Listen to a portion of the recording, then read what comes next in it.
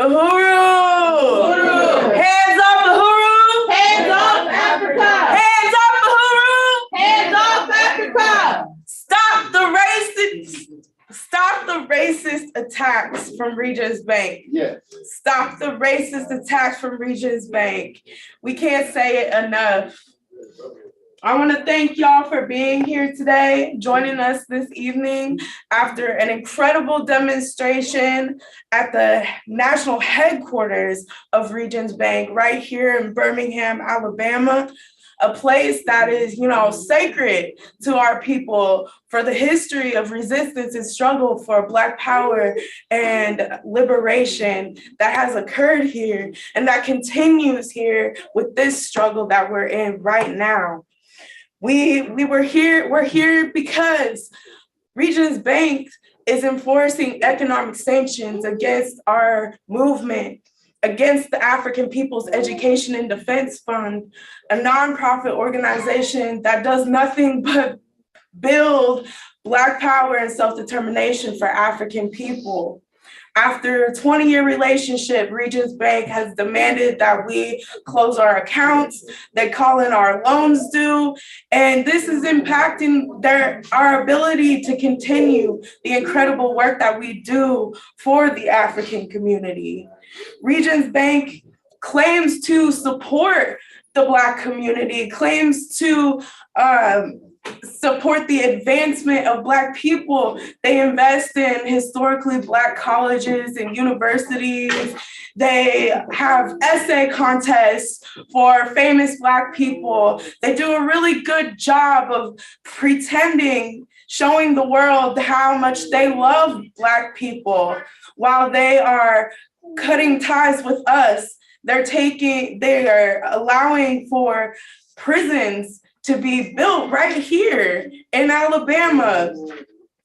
While Alabama has seen an increase in incarceration, it's gone up 179% since 1983.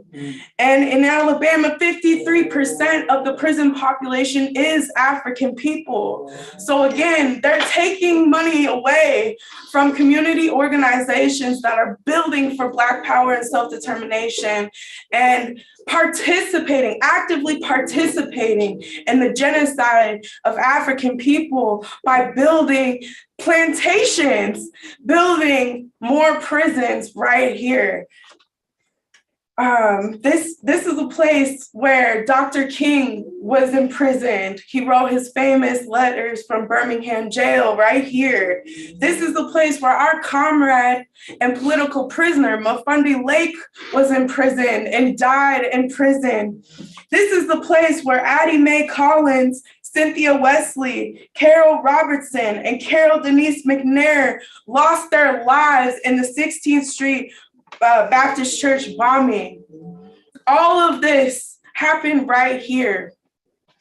And Regions Bank has the nerve to have their headquarters here in this sacred place. So we're saying hands off Uhuru, hands off Africa, hands off the African People's Education and Defense Fund, and stop the racist attacks by Regions Bank. We're demanding reparations now, and we're calling on community to withdraw their funds from Regions Bank. You cannot support this bank that is working to incarcerate our people and say that you care about your people. So we're here today to talk a little bit more about Regions Bank, to expose the true nature of this financial institution and its impact on the Black community. And we're here to demand reparations. All of this comes after July 29th raid on our movement by the FBI. We see this as just the latest iteration of these attacks. We see this as the state colluding with this financial institution to prevent us from doing the important work that we do. So once again, I just want to thank y'all for being here. And before we get in deeper, we're going to show a short video showing the ways in which the the state has terrorized our movement. We're gonna show you what happened on July 29th, the events leading up to these region bank economic sanctions. Uhuru. Uhuru. This is the FBI. You have a federal warrant for this address. Keep your hands up and follow orders. This is the FBI. We have a warrant for this. They handcuffed me and my wife out here. They wanted me to sit on the curb while they were carrying this out, something that I refused to do. They wanted my wife to sit on the curb out here, that she refused to do.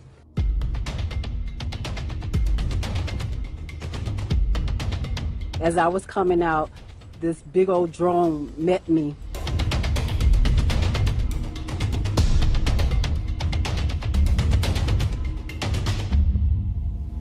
The only revolutionary organization that's done something here on the ground practically for African people is the one that's come under attack.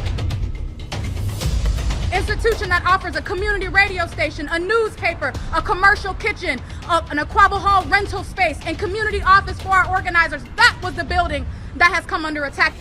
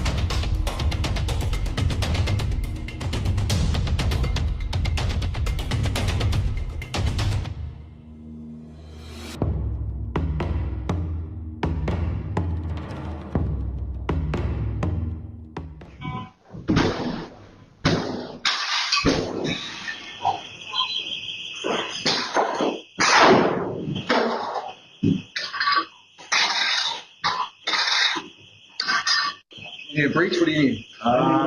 Need one. I don't know. Oh, it's all better than money. Don't take it.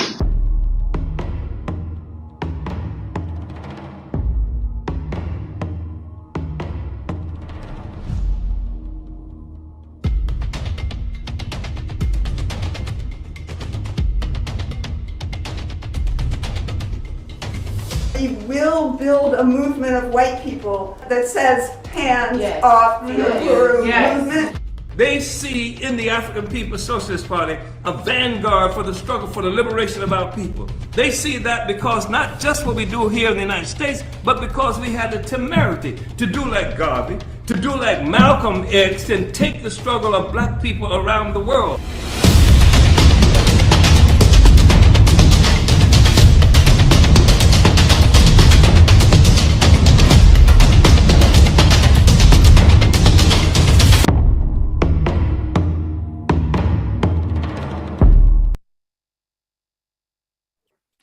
Uhuru.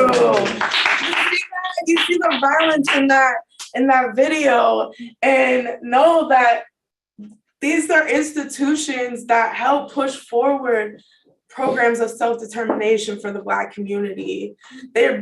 We're not wanted criminals. Now we are, but we weren't before they raided us. We are doing work in the community. We're building women's healthcare clinics. We put a community basketball court in our neighborhoods. We are organizing a workforce independence program.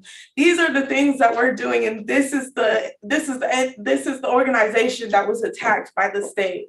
And shortly after these attacks occurred, we get this notice from Region Bank that they no longer want to be associated with us, that we have to close our accounts.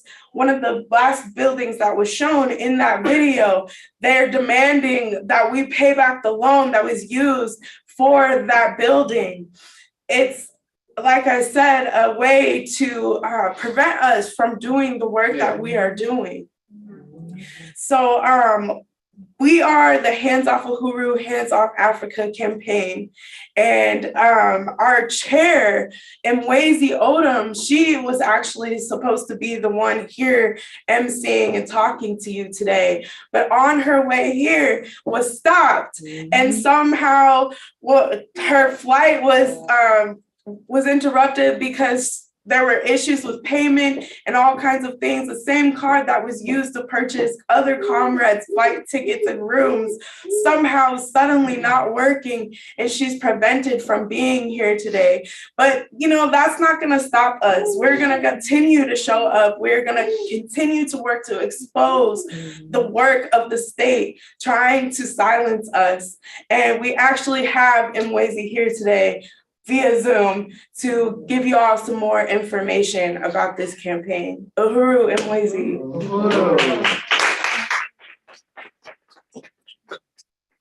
Oh, I'm trying to start my video, but while that's coming up, hands off Uhuru. Hands off Africa. Uhuru, fist up. Fight back. Uhuru, comrades. Thank you, Comrade Rage. There we go. For that just very powerful opening. And as you said, I'm not there on the ground, and I wish I could be, and I'm not in the place like I would like to be, comrades, but I'm just so honored to still be here in this moment. And again, as it's been said, my name is Mwezi Odom, and we will have time to even just sum up again what you just laid out around how these attacks continue to deepen. But I want to before I move any further, salute Chairman Omalia Shatella, who is the leader of the African People's Socialist Party. I want to also, excuse me, comrades, I also want to appreciate the leadership of the African People's Socialist Party, which is why we are here to defend, and everybody who has taken up the banner of Hands Off Uhuru, Hands Off Africa, and today's remarkable, profound, powerful protest that took place today outside of Regents Bank. It was just so powerful to watch it online, and I wish I was there, and I know that they felt it. So I just want to say Uhuru, and like we said, stop Regents' racist attacks, reparations now. So I just want to really salute everybody who made that happen and today's teaching. So what I'm going to do, comrades, is just talk about what is the Hands Off Uhuru, Hands Off Africa Defense Campaign.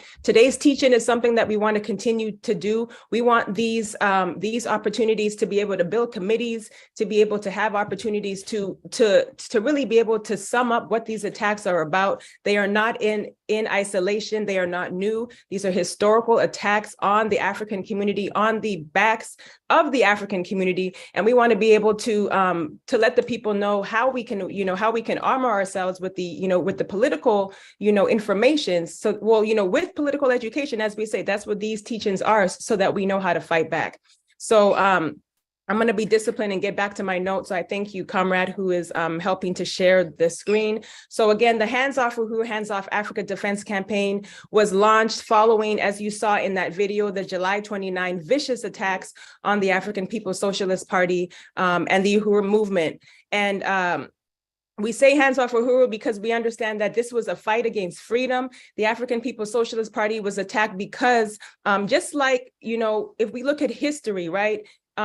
African people and all colonized peoples around the world who have fought for freedom have historically come under attack for fighting for liberation, self-determination. And we say Hands Off Africa because we understand that Africa is central to the US government's attempt to continue to have business as usual, and how important Africa is, and African people and the African working class, to the colonial mode of production, which we will lay out, and that the chairman has coined, as we understand, as colonialism. So we have to understand that we are central to this as African people, and anybody who wants to see freedom, to see a world with peace and with, and with prosperity for all people, we have to get behind this campaign on today. So next slide. And again, I do want to, as I said, salute and appreciate Chairman Omalia Shatella for your relentless leadership. And this campaign is here to defend the work that the chairman and other leaders of the movement have built. Uhuru. So we saw the video, and you can know that following that video, following that raid on July 29th, the African People's Socialist Party, four members of our of our movement, Chairman Director Akile Anayi, who leads our media and communications entity for the entire movement, Penny Hess, who is the chairwoman of the African People's Solidarity Committee, and Jesse Neville, who is the chair of the Uhuru Solidarity Movement, were named as quote unquote unindicted co-conspirators in these bogus charges, that the reasons why we have been building and fighting for reparations, charging the United States with genocide, running political candidates on the platforms of reparations and on the platforms of reparations to the Black community, that all of these things that the party has been doing for over 50 years, and for the chairman alone, over 60 years of his life, are because we have been told to be doing this by the Russians, that we are influenced by malign Russian influence. We know this is completely bogus. And not only are these charges bogus, but we have to take them seriously, because not only have they named 4 members of our movement as unindicted co-conspirators, but they've said plus others. So there's this widespread to create this anxiety and this worry and this conscious, not knowing how we can build. But as the chairman has says, we are not retreating, we are building, because this is a counteroffensive. And I want to talk about, we have to understand, like, when we say a counteroffensive, we understand that we are going on the offense, right? We understand that one, the party is not guilty of any crime. That has to be very clear. We have to understand that the only crime that we are, guilty of is fighting for freedom, because we understand that under colonialism, to be free is illegal. How, if this system was built on the enslavement of African people and other oppressed peoples, when we try to break free from it, of course, we are quote unquote breaking the law. So we understand that this counteroffensive is putting the state on trial. And we want everybody to understand who we are as the Hands Off Uhuru, Hands Off Africa Defense Campaign. So when you join the Hands Off Uhuru, or you support us, or you pass out a flyer, or you come to a webinar like this, you have an opportunity to unite with our principles. We ask that everybody take a moment to, one, say that, yes, Hands Off Uhuru, Hands Off Africa, that this defense is led, we understand, by the African People's Socialist Party, but that if you unite with the right of African people to advocate and to organize for the unification and liberation and self-determination of Africa and African people, join this campaign. If you denounce the FBI and their assault on the African People's Socialist Party, on the anti-colonial activity of this organization, of the Black Power Blueprint, which are some of the one of the many programs that the party leads, join this campaign. If you unite with any of these principles, you got to get behind this campaign. And those of you that are watching right now, you have made that statement, and we want to just really salute you. So for those of you who are just tuning in or don't know much about the campaign, you've seen us out there, you've heard us say many times what you can do, and many those of you who have, we want to appreciate you and give you our support, or thank you for your support, because you have put the petition out there. We're asking people to hold fundraisers. That has been happening. You have signed the emergency response pledge, because in case of any indictments, we want everybody to know how we need to mobilize and be on the ground. We're asking you to bring speakers to your community. We're asking you to donate to this campaign and to start a committee in your community. Before I go, I just really want to say that the work and to really build this mobilization today on the ground in Birmingham, Alabama, is we can't see this as not a historic moment. And I really want to, what I would love to see, and I know what many of those on the ground would love to see, is some committee, some hands-off committee coming out of this mobilization, coming out of this work, because we understand that if anything, we have a common purpose, that we will not, that we refuse to be oppressed. We refuse to be bullied. We refuse to see the resources of our community go anywhere else except for back to our community. And so we have to continue to build and to really start to lead others in the community in this way. So I just want to really, again, salute that profound protest, because that is the formation of what a committee can look like. So Uhuru. The other thing that if you have not done already, and I think with my camera on, you probably can't see the QR code, so I'll just stop it for just a moment. But if you are looking online, if you can scan that QR code in the corner, sign up for our emergency response pledge. We want you to be able to be alerted by text message or by phone call if the United States government or the FBI lays a hand on the movement. Many of you are here because they laid a finger on our economic institutions. And that's why we had to put out the emergency response call. So these are some of the ways that we will use this, this way in order to help spread the word and get the people in motion. Uhuru.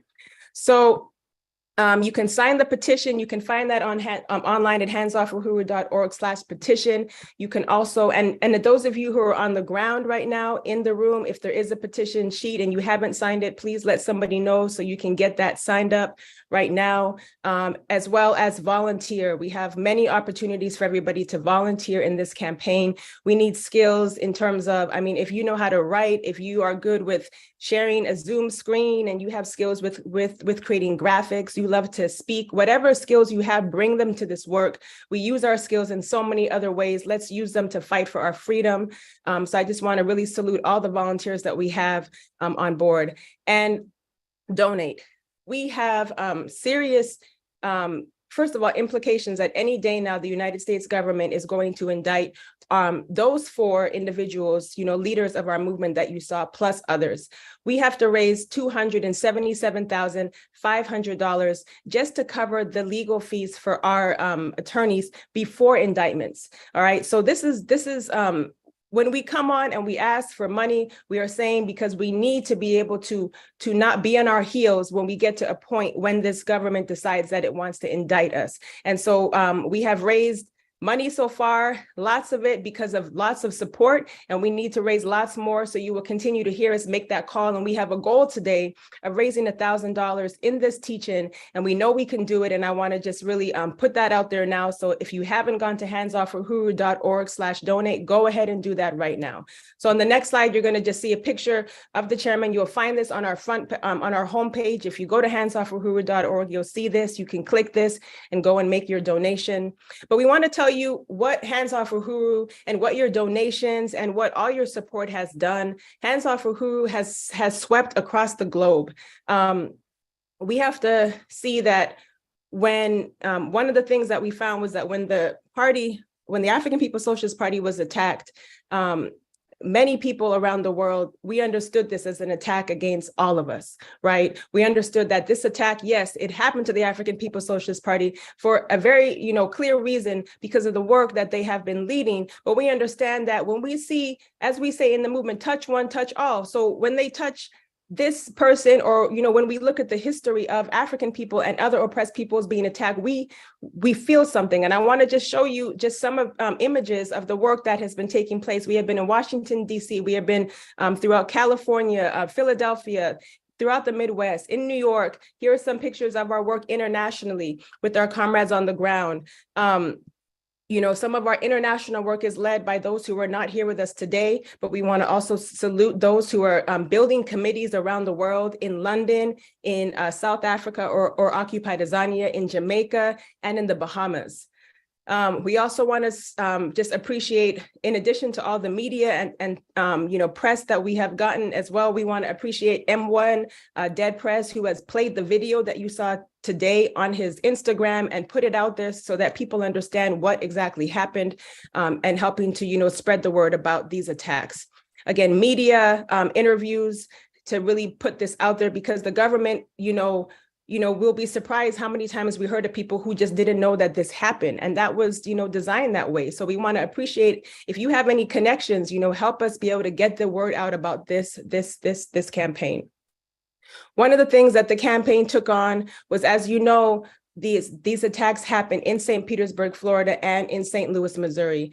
We launched a very really profound resolution called the Dred Scott City of Refuge resolution, which is revolutionary, as a way to really hold the city accountable, right? Because the FBI, cooperated with the police departments in both of these, cities. And so this resolution is calling on the city governments to refuse to cooperate with the FBI or any federal agency to attack Black community and Black community members and organizers who are, based on charges stemming from the work that they are doing to uplift and better their community, which is what happened. So you can go to our website and just see how this resolution and the Sanctuary City resolution has taken off and taken on a life of its own. And you can build one in your own city if you want to tell the police hands off and tell the FBI hands off, and don't work together to come and attack the good work that we're building in our communities. So we're going to show a video that's going to, play in just a moment, because the chairman is not here with us today on this call or on the ground. We do want you to hear from him. And for those of you who didn't hear his powerful speech in Washington, D.C. on March 18th, just a few weeks ago at the Answer Coalition anti-war rally, we're going to give you a chance to listen to that right now. Uhuru. And next, I want to bring up one of the voices that this government has decided to target, not because he's doing the wrong thing, but because he's doing the right thing. Yeah. Chairman Mobilization Taylor of the African People's Socialist Party, the Hands Off Uhuru campaign.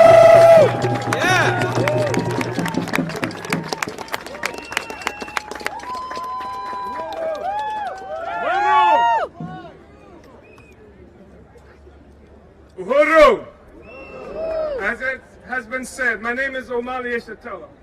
I'm chairman of the African People's Socialist Party and chairman of the Black is Back Coalition for Social Justice, Peace, and Reparations. On July 29th, at 5 o'clock in the morning, pre-dawn, an army of assault weapons toting, camouflage wearing, military forces identifying themselves as the FBI attacked my home. They used flashbang grenades, armored vehicles. They threatened my life and threatened my wife. They used drones. This was in St. Louis, Missouri, in the most economically depressed sector of that city. At the same time, on the white side of St. Louis, they attacked our movement, Solidarity Movement, and they used battering rams also there, knocked down doors. They held people hostage, handcuffed at gunpoint, as they did me and my wife, whom they handcuffed and zip-tied in front of our homes. They declared that despite the fact that I have been involved in fighting this system for most of the 81 years that I have been alive, despite the fact that I have opposed every predatory war that the United States, which, by the way, is the strategic enemy of all of humanity, despite the fact that I have always done that they have declared that black people are so stupid that it takes Russians to tell us that we are oppressed. I have never known a moment of black freedom for my entire life. I have never read of a moment since the beginning of a colonial mode of production where black people have been free. And yet they're saying that we are agents of some foreign power because we say black people must be free, because we say Africa must be free, because we say African people everywhere must be free.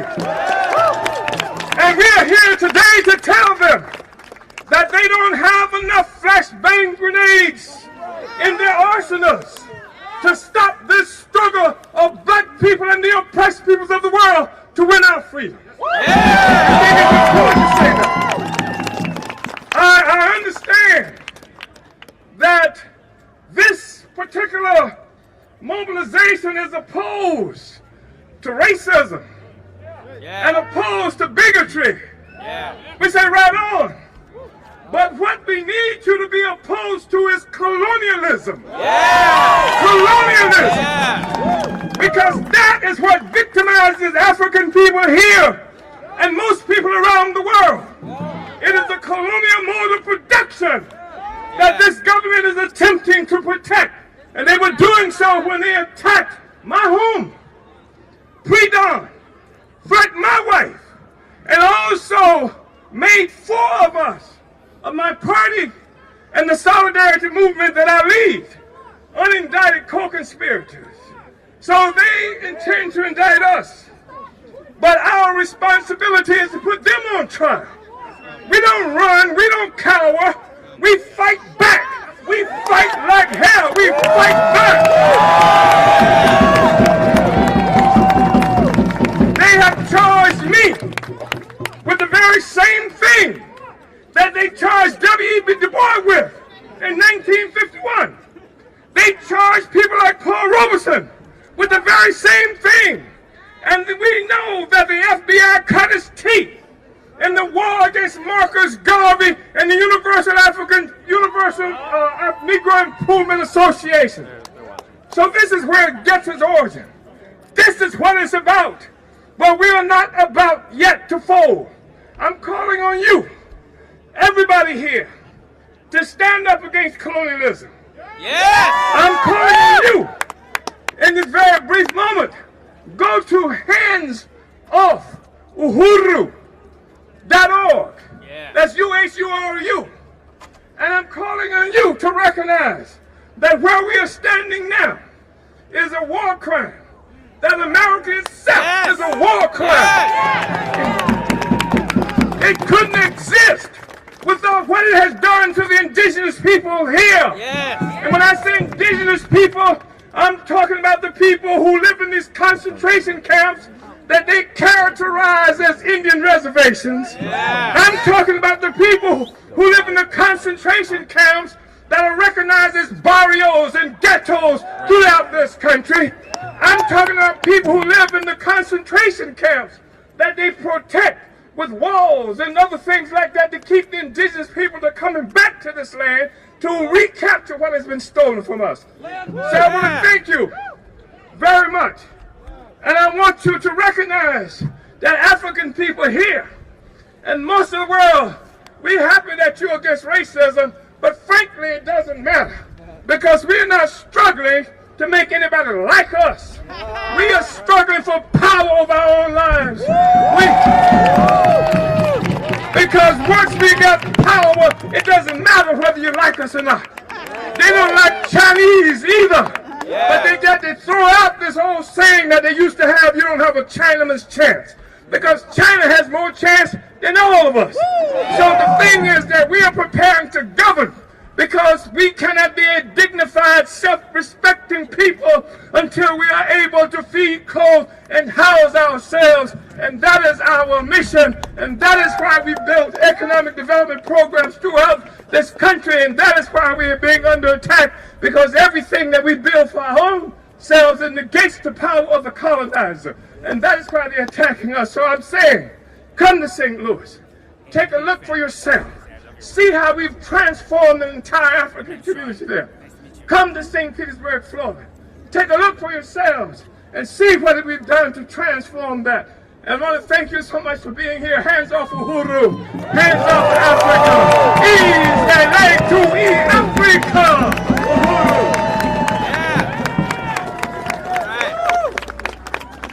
Uhuru. Uhuru, comrades. Everyone, I just really want to salute that presentation by the chairman and just really laid it all out. And, you know, as another example of how you can see why we were attacked on why the African People's Socialist Party was attacked on July 29th, and why we, as the Hands Off Uhuru, Hands Off Africa Defense Campaign, must defend this organization. So we're going to just talk a little bit quickly to kind of run through about, you know, we heard about July 29th, but what we have to understand is that on July 2nd, 27 days before the raid, there was already an attack on the Uhuru House in St. Petersburg, Florida, where an unknown suspect, you know, exited out of their car, as you can see on the video, you know, on that image on the right-hand side, with a military-style flamethrower and torched the red, black, and green flag that waves high and proud in the African community of St. Petersburg, Florida. So that was a dry run, as we have been, you know, stating. And then again, as we know, on July 29th was the attacks. And then in September 2022, a petition that had been circling, you know, charging, the United States with genocide, called the Africans Charged Genocide Campaign, collected over 130,000 signatures, and Change.org, in working with the FBI and the US government, wiped clean this entire petition that was up on their website. There is no trace of it anywhere. So again, as the chairman said, the work that the party has done to build and to negate the power of the colonizers, they want to get rid of that. And this was a great example of that as well. And then on October 31st, an unlawful arrest of Uhuru movement member Timba Shabanda on quote unquote saying that he was making terroristic threats, only to find out after detaining him for over 2 weeks and not even questioning him about these quote unquote terroristic threats, asking him specific questions about how the community, felt about these attacks on July 29th, and asking him questions about trying to get more information and intelligence about the African People's Socialist Party's membership. So another example of the state in crisis, right? And then on December 2022, real threats of indictments, pending indictments in early 2023, plus others, right? Was, many of you were there at that meeting in December when we had to pull everybody together to say, this is serious and we have to continue to fight back. And that's what we have been doing. And I just want to say that we have to continue to push back. So again, then in early January, a building that the Black Power Blueprint, which is one of the organizations of the African People's Socialist Party, was preparing to purchase. They were in the process of purchasing this remarkable historic church right across the street from the location where the chairman's home was also raided. Suddenly, I don't know where this church is up in flames, a complete inferno. And we have that video that we can show for you another time, and possibly we can get that up on our Facebook or on our website so that you can see and just hear the roaring flames. And just another example of them seeing that here we are going to build remarkable programs, and so they have to shut it down. And then in February, on Valentine's Day, right? This colonial holiday, but here they go showing their love by revoking a grant. The Pinellas County in St. Petersburg, Florida, revoked a grant that Black Power 96, a program of the African People's Education and Defense Fund, this remarkable radio station that has supported and has uplifted the African community in St. Petersburg, Florida, won this grant, was like top 4 or 5 out of the tens of applicants.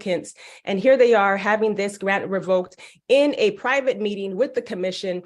This wasn't even on their agenda, and it was not announced to the public. And so we had to fight back against that. And you can get more updates about that on our website. And then in March 2023, the reason why all of us are here on this call is because we understood that domestic economic sanctions on the self-determination programs of the African People's Socialist Party took an even deeper effect. So as you will see, that the US government will continue to use and has imposed economic sanctions on liberation struggles around the world, and you can see it happening right here through this movement. So that happened just early this March, and some examples were that even happened before GoFundMe, because our first fundraising post was GoFundMe, and many of you who donated to GoFundMe, we had over at the time $9,000 of contributions that were in there and were held hostage by GoFundMe for over 3 months, when they refused to release it to our new fiscal sponsor.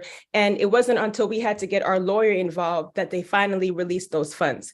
Then Facebook fundraisers stopped all fundraising efforts for people to APDF, right? So people who were making donations by doing fundraising on Facebook, that was also removed for the Black Power Blueprint programs, which I'm going to talk about soon.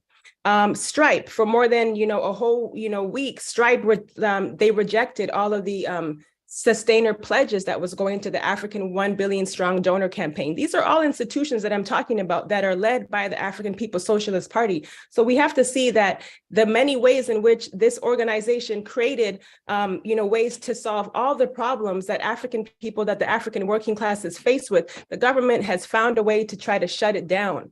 Then Regions Bank, we understand, right, that we talked about this nonprofit, the African People's Education and Defense Fund, received an email that I will talk about, and talk about how they tried to exit this relationship that we have had, this financial relationship that we have had with them. But because we have been identified as, and they haven't said it, but we learned that banks will use, right? They will use banks have been used as a counter, as a front to counter insurgency. And they, even at a time, Regions Bank had an FBI working, had an FBI agent at their bank, right? And so we have been, seen as these politically exposed persons. But again, these are all counterinsurgency tools, and we have to understand it and we have to call it out. So what happened, right? Why are we here talking about Regions Bank? Why are we, here protesting and doing all of this? Because in early March, as we said, our nonprofit, APEDF, with some of those images that you just saw on that last slide, they received an email directly to our board president, Onezene Yeshitela, sending her this email saying that they needed to, quote unquote, discuss the relationship. And this person who sent the email did it in the most unprofessional way. As you can see, it's barely even like a full 2 sentences on your screen, using only part of her first name, not even identifying, themselves and, or their title or their clear, any business information. And after she responded that she was not clear about, who this was, then he responded with the next email. Oh, which I actually don't have it here, but in the next email, he basically says, oh, somebody was, so-and-so was supposed to, contact you to, let you know that they were transferring the account over to me. Again, there was no information. Nobody contacted Onezene Yeshitela to let her know about any of this. And we're going to talk more about how filthy and how sick these practices have been. So again, they've decided to exit this 20+ year financial relationship that APEDF has had with Regions Bank. And Regions is lucky to have any of the resources that we did, because APEDF had stellar credit. They, from depositing hundreds of thousands of dollars with Regions Bank, and over the years paying off several of these mortgages and credit lines on time, and if not early, right? So this is clear that, their ideas to exit this relationship by closing down these accounts and all of these are clear economic sanctions that are taking place on the African People's Education and Defense Fund. So again, one of the other ways was saying that they also have demanded that APEDF, so Regions has demanded that APEDF pay $70,000 balance due by April 2023. That's literally tomorrow, which is tomorrow. And again, we know that these are not common practices, and APEDF has invested over $150,000 into, this financial relationship, and we are not going to let them take it away. And we have invested this in projects that are building right now. So here's a look at what has come under attack in terms of the Black Power Blueprint. Before I continue about the Black Power Blueprint, I cannot go any further without saluting Deputy Chair Onezene Yeshitela. Onezene Yeshitela is a profound leader in the African People's Socialist Party, who also came under attack on July 29th. She, as the deputy chair, leads the over 50 economic development institutions of the African People's Socialist Party, and establishes the foundation for this liberated economy, right? Exemplifying what they understand as self-determination, which is the same thing that we understand even revolutionaries like Marcus Garvey was, fighting to build. So the Hands Off Uhuru, Hands Off Africa Defense Campaign wants to defend these organizations, wants to defend the work of the African People's Socialist Party through the Black Power Blueprint. So let's just take a look very quickly. I'm going to move through these slides very quickly just to show some of the work of the Black Power Blueprint. These are some photos of the Uhuru House in St. Louis, Missouri, and Aquaba Hall, which is like the rental space. You'll also see some before and after photos, and this before isn't even really the best before, because there was literally no floor there on the left side, picture. So there's some great images there on the right. The One Africa, One Nation Marketplace. This gives the African community in North St. Louis and anybody who wants to come and be able to, buy fresh produce, to be able to sell their own, goods and their own services, and to, have safe ways for recreation and entertainment on Saturdays. And this market starts up very soon. The Gary Brooks Community Garden, which was named after Gary Brooks, who is a community member, where fresh produce and, flowers and just everything is being grown in this beautiful garden space with volunteers that take time to volunteer in the garden, on the daily. Again, we have this beautiful mural that was built by Jamie, the artist, who built just a beautiful mural in front of the Gary Brooks Community Garden space as well. And you'll see another picture with some of the volunteers that are there in front of the finished mural. These are just, again, some of the examples of the work and the support from the community. You have the Black Power Vanguard's basketball court. This was the court that was built that was completed just before these raids. So we want to also understand that here we are building, here we can see that the African People's Socialist Party through the Black Power Blueprint is building programs for the youth, right? And I just have to really say that because as the colonial state sees that the youth, most of the population on the earth are young people. And here is an organization that is building safe recreation and programs for the youth. And the US cannot stand to see that. And if they didn't want to build it because they refused to, the Black Power Blueprint built it. And this is the work. And these are just another examples. And you can see the mural is there from Jamie. This building here, the African Independence Workforce Housing. This is housing that is built for the Africans that are coming out of the colonial prison system. So they have a place to live. The inside of these buildings are beautiful. They're beautifully furnished by another institution of the African People's Socialist Party called Uhuru Furniture. And not only that, but these individuals get a chance to get job training so that they can work and get trained in the Uhuru Jiko kitchen, which is that building that has to pay the $70,000 by the end of April, in terms of their, which has just started renovations. So these are some images here of the before and the after, the before on the top, after on the bottom of the inside of these rooms here at the African Independence Workforce Program, and other programs that have been built and that have been developed. The African Doula program, this project was just a remarkable project, which actually day one of this project was on July 29th, the day that the FBI decided to raid the African People's Socialist Party. And we have to say, and I hope everybody can hear this, that not only did Ona Zeneya Shatella, after this raid, get over to the Uhuru House to start this program, but this program finished. And you have about 15 African women who are certified as doulas who have been already serving other women in the community, providing free doula services. So almost 100 families in North St. Louis, in a city where you have a situation where enough African women and Black babies die to fill 15 kindergarten classrooms over the span of a year. Now these women have free doula services and can see a free and, can see a healthy future for themselves and their babies. So I just have to salute them. And I know Comrade Aisha, Director Aisha is on the ground right now, and that's her in the image there, who really helped to carry this program through as well. The African Women's Health Center. This center will be built. We have to understand that the African People's Socialist Party will do this, but we have to continue to defend the right of the African People's Socialist Party to build these programs. Here's an example of where this land, the land is for the African Women's Health Clinic. That is also something that the party has built. And so these are just some examples of what came under attack. And we have to lay that out, because what we have to know is that Regions Bank, right? Regions Bank has been, and I'm going to talk a little bit about convict leasing and some of the other ways in which Regions Bank has just,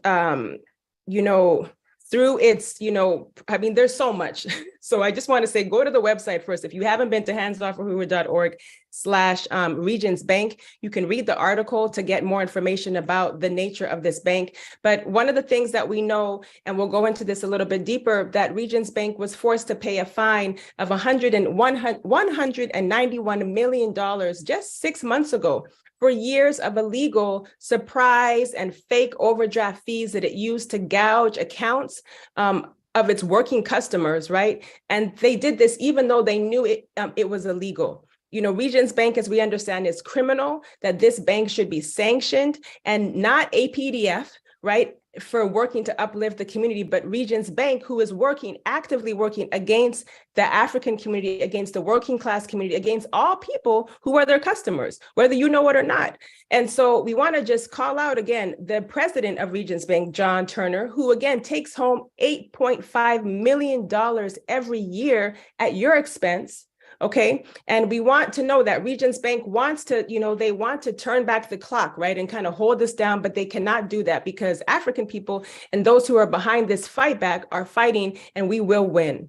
So we're gonna, this is just a great example, or just another photo that to know that Regions this wasn't the first time they've been called out. We also want to salute the Alabama Students Against Prisons protest that was held, several years ago around, well, actually, I think it was, fairly recent in front of Regions Bank as well, calling them out for the same types of dirty practices. So I want to talk quickly about convict leasing, because we have to understand that Regions Bank is, they have been funding private prisons. They have been creating bonds and opportunities for other, private entities to be able to build and to start their own private prisons. So again, your money going to Regions Bank is funding a private prison. And we have an article that you can read more about on the website. But we want to just have people understand that convict leasing, which started in 1860s, through the 1920s, was again followed by the chain gangs. And, that's supposed to say modern prisons. I'm sorry, I think I kind of cut that off there. But the convict lease system was produced, right, as the political and economic future of the United States, and literally created like future states like Alabama and the wealth of all the industries, including the bank industries. So again, convict leasing was an economic program. And so we have to understand that when we see Regions Bank and how the FBI and the government will use banks as these fronts, these are all part of the counterinsurgency against the oppressed peoples. And in this case, we can see against African people. So again, African prisoners were leased, to big corporations. This was a lucrative, practice to lease prisoners to timber companies or to coal mines or to railroads and plantation owners. We also want everybody to understand that here's just an example of the Maryland sheriff who was holding public slave auctions. This is a image from 1866, where businessmen and industrialists and planters paid the states and the counties for their convict labor. And so, this was a lucrative business, right? We have to understand that as well. I also want to, break down that we understand that this is colonial violence. And colonial violence and convict leasing, they go hand in hand. And, the laborers, right? Here's an example. And the chairman has explained like what this type of torture, is called, but it's just, we can't look at this and know that this is not right. And that this is no different than what we are seeing in our communities, that laborers were shackled, they were beaten, they were overworked, they were underfed. And there's even just recent, in that article that you will read, and I hope somebody who comes up after me can even find that and just put that out, that African babies and, children were worked to death as well, in these camps. And, sheriffs, counties, and states rounded up Black men and women and sent them into involuntary servitude, right? And convict leasing and African women, which we have on the next slide, that the conditions for Black women worsened, right? Forced into the same jobs and working conditions as the African men were, but again, were sexually abused, were raped, were, became pregnant by the white guards and the supervisors. And these were just some of the ways in which for economic gain, right? For economic gain and for the destruction of another, banks are guilty, guilty, guilty. And we cannot separate any of this from the colonial mode of production. They go hand in hand. So that is why, that's just some of the reasons why we were out there today boycotting Regions Bank. And I wanted to just put together a slide to show some of the actions that took place this week.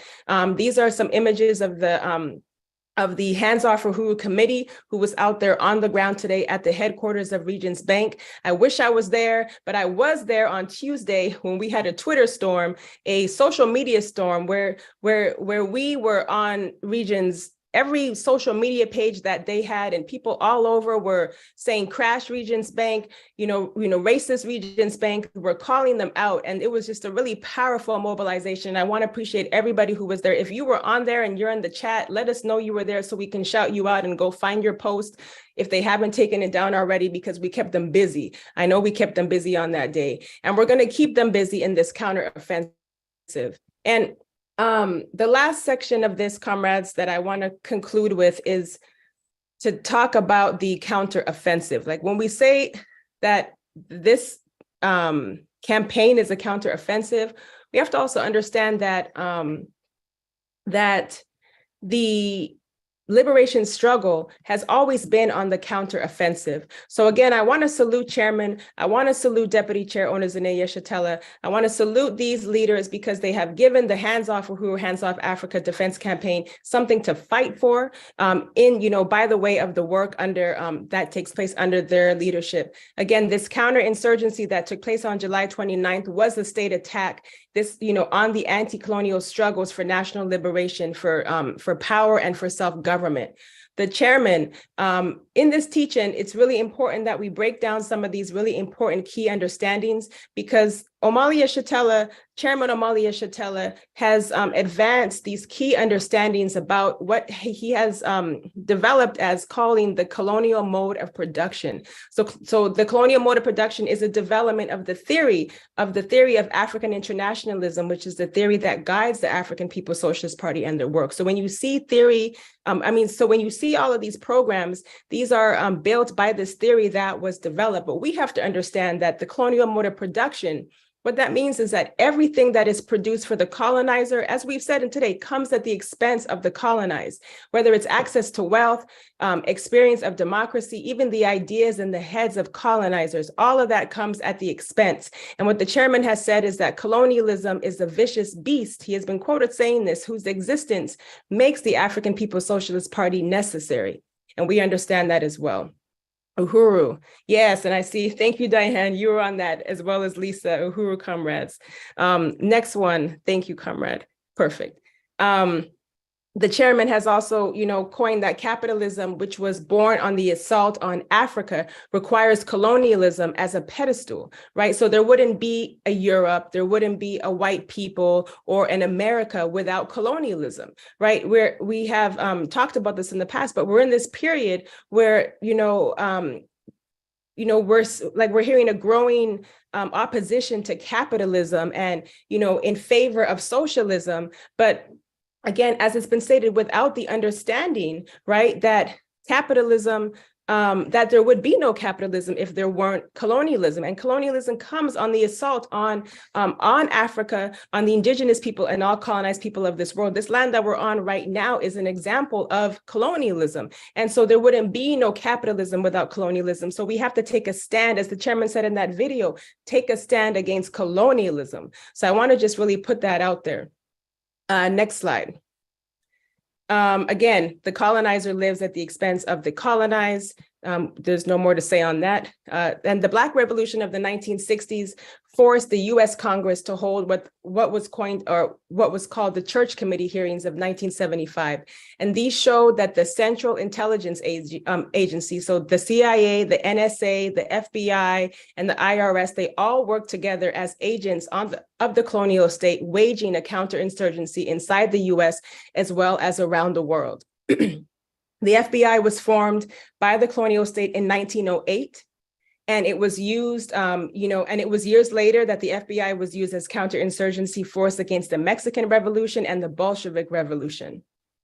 In 1919, the FBI was used against Marcus Garvey, right, who led a movement of 11 million African people around the world, quoting and saying Africa for Africans at home and abroad. And they had to do whatever they could to crush the movement of Marcus Garvey. And we are not going to let that happen. We are going to help, through the banner of Hands Off Uhuru, Hands Off Africa, forward the revolutionary struggle of all people, so that we can say this is our land, and everybody gets a chance to claim their own national identity. And as we say, Africa for Africans at home and abroad. So I want to just really say that and salute Marcus Garvey. James Wormley Jones was hired as the first Black FBI agent, another form of counterinsurgency, using the African working class to wage war on the African liberation struggle. Garvey was an example of somebody who was set up for bogus charges of mail fraud in 1923, and he was sent to prison and deported. We have Ida B. Wells, who was also targeted in the early 20th century in her fight to end lynching and to expose the white mob, violence that was taking place. She was, again, never intimidated by the FBI. Paul Robeson, who was an African actor, singer, lawyer, activist, his passport was taken, he was poisoned, and through the CIA's MK Ultra program, again, and the USSR, while he was there, all of this led to his death. I want to also say that W.E.B. Du Bois, who was also targeted by the FBI, as a quote unquote, just the same thing that the African People's Socialist Party is being coined as, these Russian agents. This was back in the 80s. His passport was confiscated while he was in Africa, and he died in Ghana. Again, in the 1966 COINTELPRO goals, there's a great video. If you haven't seen it, it's on Amazon. It's called The FBI's War Against Black America. If you watch that video, the first 20 seconds of it just has these 5 points right there, so you know what it was about.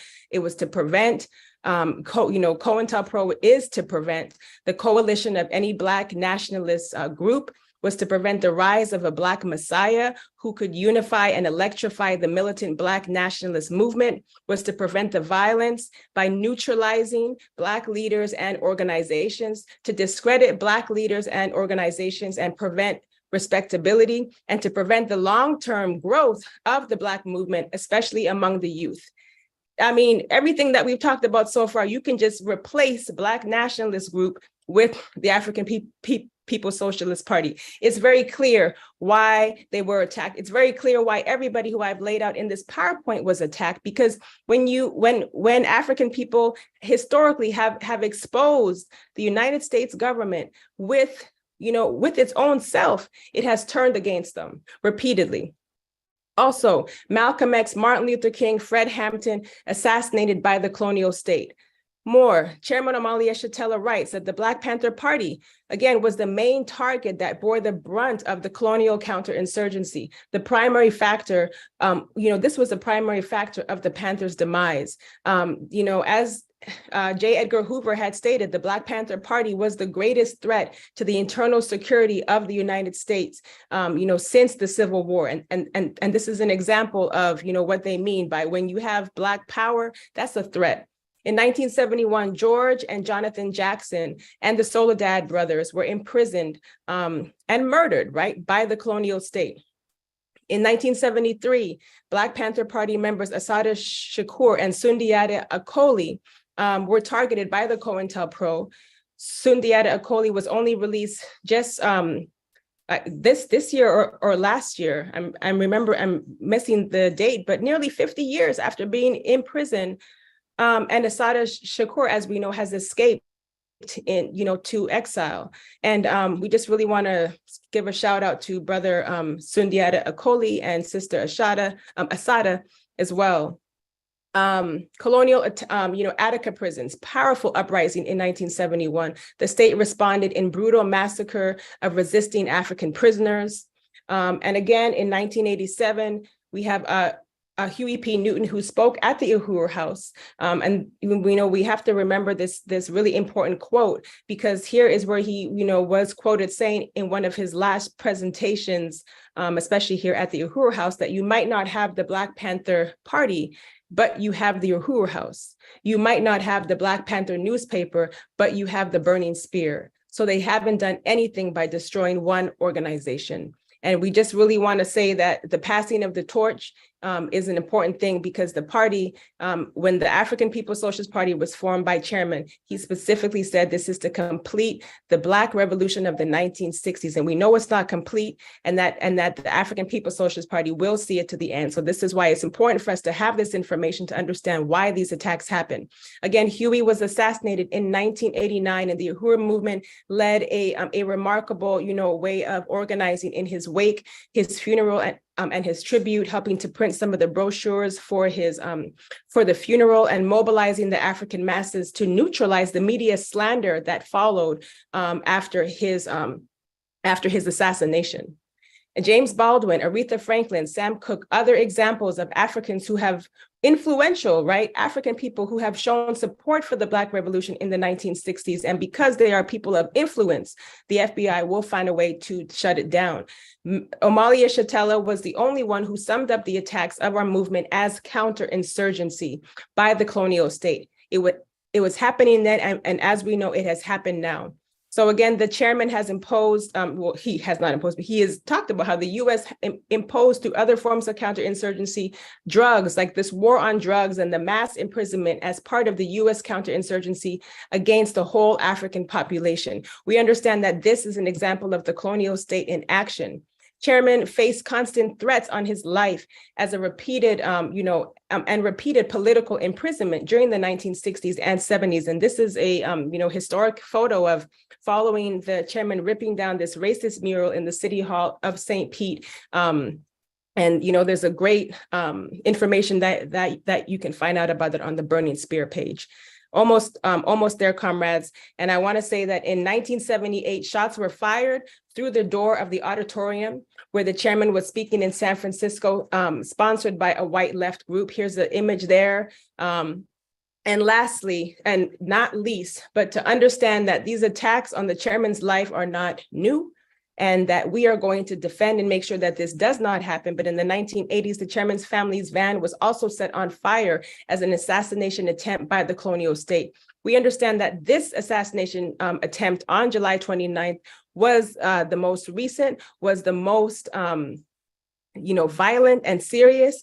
And we understand that we are going to continue to fight and defend. And as the chairman says, put the state on trial, because they want to lock chairman up. They want to lock the, leaders of the movement up for fighting for freedom. But we understand that what we are fighting for is also what Joe Biden and the colonial state says is quote unquote democracy. But hell, if you say that that you're fighting for democracy, well then, hey, so is the African People's Socialist Party. And this campaign is here to defend that, because we will fight for the right of the party and African people to have freedom and a democracy, but not a democracy that is built on raping and pillaging the resources and the lives of the people, but a democracy that is built on the unification and liberation and self-determination of the people.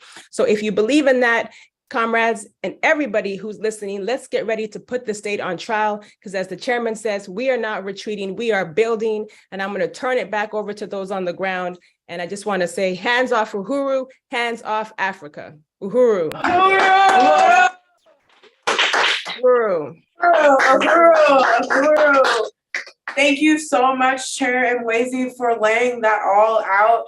It is clear that this is just the most recent iteration of counterinsurgency against the Black Power movement, against our fight for liberation.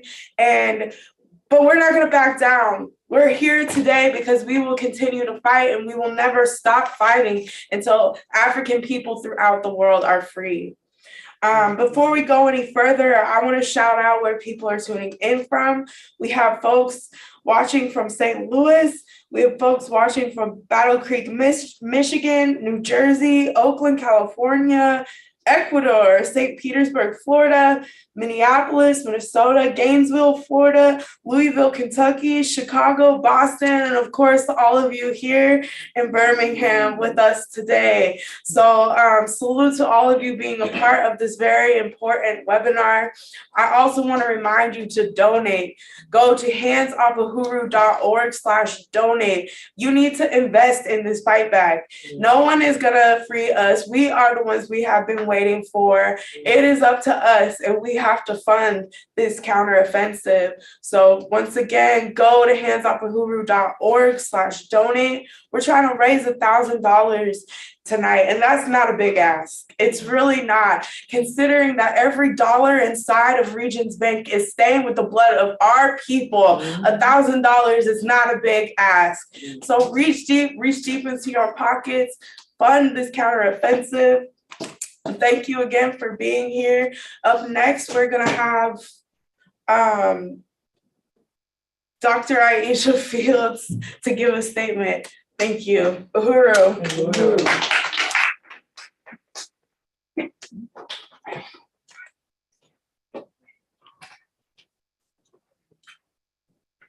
Uhuru. Uhuru. I just really want to, first of all, express appreciation for everybody here in Birmingham specifically for being here and being a part of this teaching. I want to salute the chairman of our movement, Omali Yeshitela, the leader and the founder of the African People's Socialist Party and the International Uhuru Movement, for the work that he's done for more than 60 years to unite Africa and African people around the world, to liberate Africa, all of its resources, all of our brothers and sisters. This is why we're here, because the chairman had a vision, and more than that, he had the relentlessness to continue despite personal contradictions, all kind of attacks, to build the vehicle, the African People's Socialist Party, that will bring African people to freedom. And I think it's important to say that. I want to salute the the deputy chairwoman of our party, Onazine Yeshitela, who is actually the president of the African People's Education and Defense Fund, the organization that many of our movement's economic institutions fall up under. The deputy chairwoman leads more than 50 economic institutions that have been created by the African People's Socialist Party and the Uhuru movement. And I think it's really important to say that, because African people know instinctively, even if we don't find ourselves in obviously political spaces, that there will be no freedom for African people without economic independence. Something on a very basic level all of us understand is that in order to be able to stand up on your own 2 feet, you have to be able to feed, clothe, and house yourself. In order to be in a position to determine your destiny, you have to have economic empowerment. And the African People's Socialist Party has answered that question under the leadership in this most recent period of Deputy Chairwoman Onazine Yeshitela, and the African People's Education and Defense Fund, which has created businesses that are 30 plus years old that address economic development for African people, that's created incredible programs like the Black Power Blueprint, that is in St. Louis, Missouri right now, dealing with the question concretely, not just theoretically, although that's important, but concretely dealing with the question of gentrification, dealing with the fact that just like we're dealing with in Huntsville, Alabama, where I live right now, where everybody's saying, come to Huntsville, it's the greatest place on earth. Well, what does that mean? When all the white people around the country come running into Huntsville, Alabama, that means all the places that used to be $315 a month to live are now $1,200 a month to live. And what Black person can afford to live in a place that once was $315 and now it's $1,200 a month to live? Right. This is the reality. When we talk about colonialism, we're not just talking about some kind of idea in the sky. This is real life for Black people. When we talk about gentrification, it's not just some word, it's a reality that destroys the lives of Black people. And this is something that the Black Power Blueprint has taken on, again, concretely. Buying up old abandoned buildings in St. Louis. I'm from Philadelphia originally, even though I live in Huntsville. And you can see that even in Philadelphia and Huntsville, everywhere, I'm sure right here in Birmingham, Black communities that look like they have been left behind. Black communities that look like they've literally been bombed out, but they're still not in the reach of many of us to purchase, because we don't have the money to buy them outright. And if we do, we don't have the money to fix them up. But who does? The white developers, right? Can come and buy whole blocks in the Black community and sit on them if they want, and wait until there's enough motion to be able to build this or sell that or do whatever is going to make the most money at the expense of Black people. So what has the Black Power Blueprint done? Black Power Blueprint has allowed Black people, through the work of the African People's Education and Defense Fund, to have access to purchasing these bombed out buildings that were just a blight on our community and turn them into beautiful community spaces. Turn them into community centers like the Uhuru House, where people can have their weddings, repasses, parties, a beautiful space right in the middle of your community. You don't have to go across town. You go right there to your community, to a beautiful space that you can feel proud of, and that when you're supporting is giving back to your community. Building basketball courts. When was the last time you even saw in your city, the city building a basketball court for the babies? When was the last time you saw that? And not only a basketball court, knocked down 2 horrible buildings to build this beautiful state-of-the-art Black Power Vanguard's basketball court with a beautiful mural on the side, the best kind of flooring you can have, state-of-the-art, beautiful. So our children don't have to play in the middle of the street. You know, old abandoned boathouse, you know, now being turned into a bakery cafe where our brothers and sisters who are coming out of prison can come and get training in the culinary arts and can live in a beautiful renovated 4-plex building, by the way, which is named after our brother and comrade, Mafundi Lake. Right. The Mafundi Lake complex is now what the African People's Socialist Party and Uhuru Movement, African People's Education and Defense Fund, have built so that when our brothers and sisters come out of prison, they have a beautiful place to lay their head, they have training, they have the ability to start a new life. While what? Regions Bank takes the money that Black people and other people put into the bank to put Black people in prison. Right. They take this money, put Black people in prison. We're working to make sure that when our brothers and sisters come out of prison, they have a future. They can come into the community and be a part of the community and help advance the community. So this attack that's been made on the African People's Education and Defense Fund is absolutely outrageous. Yes. It's outrageous. And they want to paint a picture that the Uhuru Movement, that the African People's Socialist Party is these fringe, crazy Black people and a few crazy white people who run around talking about crazy stuff. Well, if Black people having control over our own lives is crazy, send me to Decatur General Hospital. Okay? If Black people saying that we have the right to have the resources of Africa, which is our birthright, to create a life for Black people. We're not talking about hurting nobody.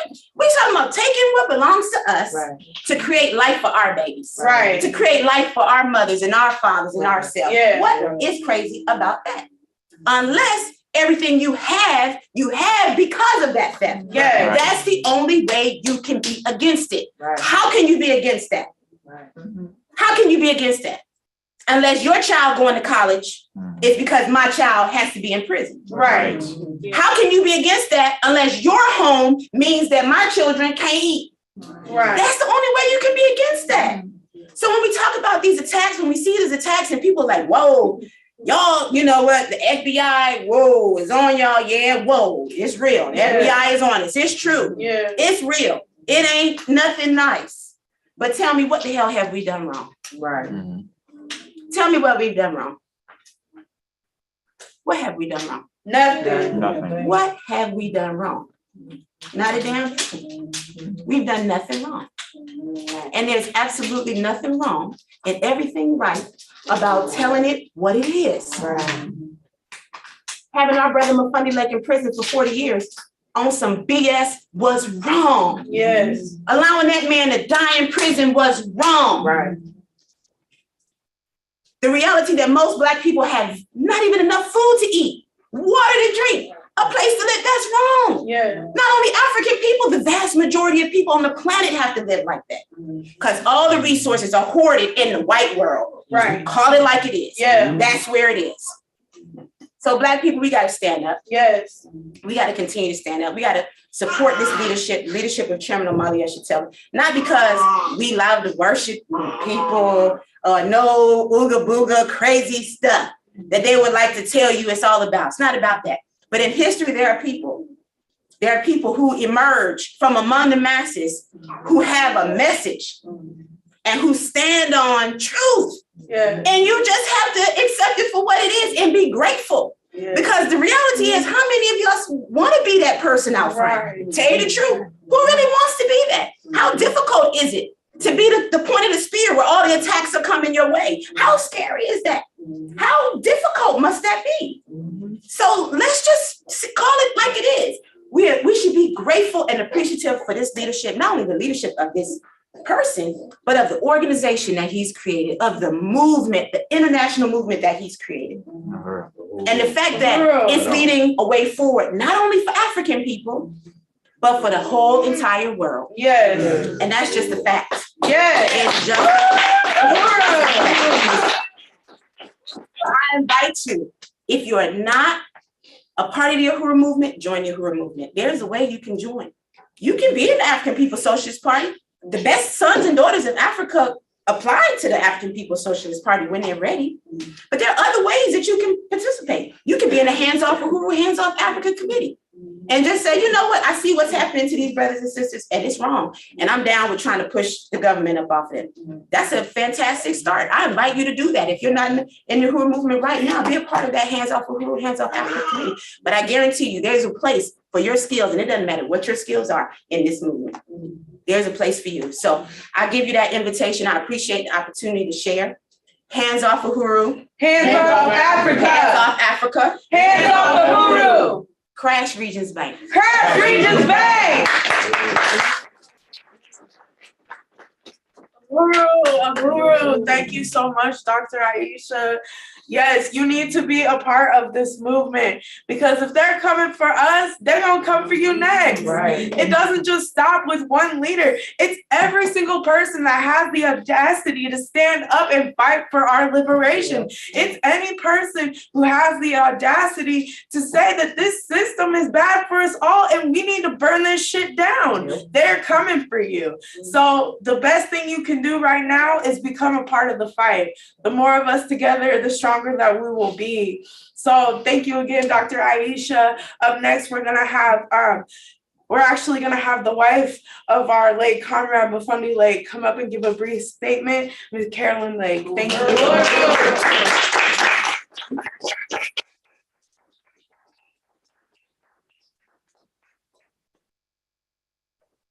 Uhuru. Uhuru. I'd like to also say that my daughters are here. Uhuru. Maya, please stand.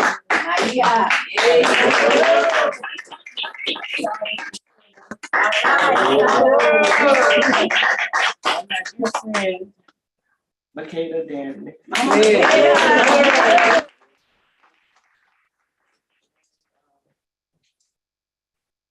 I won't say anything about my leader, Kobe.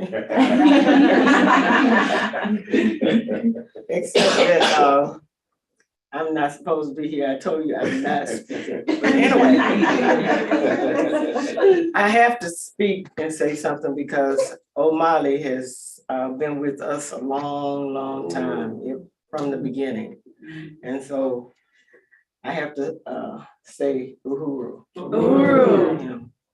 And so many of you I know from a long time ago, Chimaranga. Yeah, you've been at my house too. Been about 40 years. Penny. And so Cobian is new.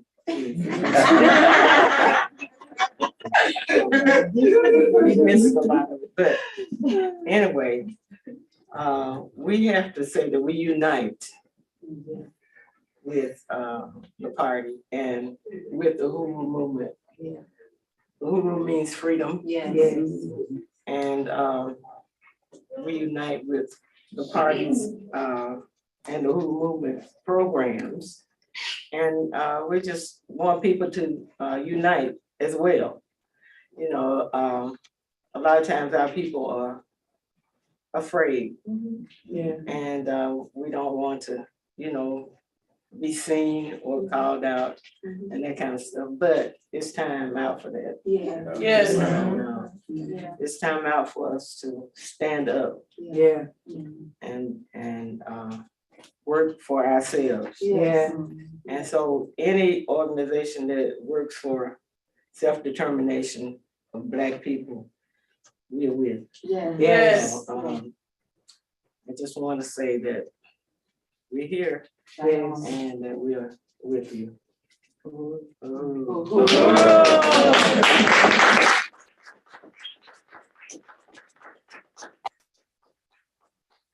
Uhuru, thank you so much. Thank you so much.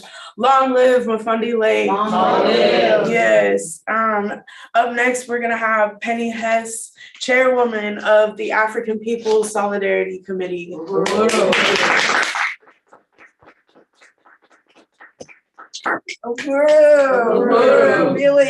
Really want to say, first of all, it's a profound honor to be here in Birmingham, to be under the leadership of the African People's Socialist Party. And I want to start by saluting Carolyn Lake, her beautiful family, Kata, Dr. Aisha Fields, Director Chimarenga Waller, who is here, all the Rage, Chair Mwezi, who we just saw, and just say what a profound and powerful and courageous movement this is. And I salute my leadership, Chairman Omale Shatella, who has taught us and me anything that I know. There's nothing, no word that I can say from my mouth that didn't come from Chairman Omale Shatella and his courageous fight for his entire life to liberate Africa and African people everywhere, regardless of any personal price. And he has paid much in a personal price. Right. And Deputy Chair Onasinea Shatella, and to say for her incredible leadership, her fierce leadership, building the actual programs on the ground, that is her responsibility in the African People's Socialist Party and all the members of the party all around the world. And to say that there is a place in this African revolution created by Chairman Omale Shatella for white people to be, and that we are not the same thing as just showing up. We're not allies. This is not charity. That the Chairman Omale Shatella formed the African People's Solidarity Committee all the way back in 1976, based on the strategy of the party to win everything and everyone possible to forward the goal of the liberation of Africa and African people everywhere. And our particular mission, our assignment in this revolution is to go behind enemy lines, as the chairman says, back into the white community, to organize other white people just like ourselves, to be something that we've never had the opportunity to be before, which is Black power in white face, to organize for reparations to African people, and to actually return the stolen resources that, that Dr. Aisha Fields just talked about. And to be able to, to say what Chairman Omale Shatella says, and Dr. Aisha Fields just laid out, we have to say that. We have to look at the truth, the reality of why there are, this gap between the white population and the conditions faced by African people here and around the world. It's not based on, we worked so hard and we were thrifty and saved our money, or that we're reasonable and religious and all of these lies that we tell ourselves. But it is based on what was laid out. The fact that white people left Europe and went into Africa, stole African human beings, turned African people into commodities for sale, into things for sale. This was the beginning of what is called capitalism, what Chairman calls the colonial mode of production, which means forces us to look at the reality, to look at the truth, that there is nothing that we have as white people that didn't come at the expense of African human beings here and around the world, and indigenous and colonized peoples around the world. Without colonialism, without the enslavement of African people, without the genocide against the indigenous people, there wouldn't be an America. That's right. The chairman says there would not be an America. There couldn't be that. There's nothing that we did. When we look at, just what is happening with Regions Bank, it is just a little microcosm of the world as it really is, because everything it has meant, all the pictures of the convict leasing we saw, the enslavement of African people, the ability of white people, white children, to have the power of life and death over an African person. Right. And to be able to take all of the stolen wealth and keep it for ourselves and say, oh, we're so good, we're so smart.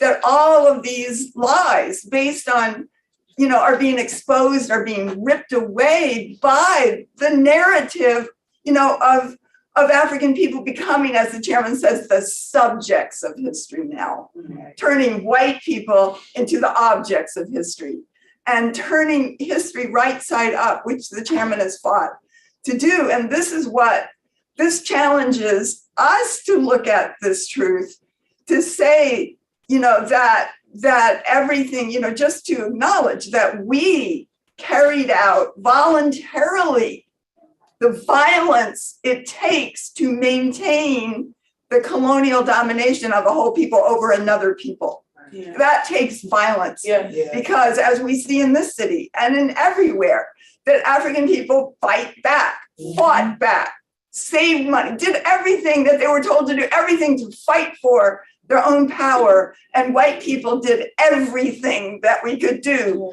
to tear it down, to lynch them, to kill them, to carry out torture, terror.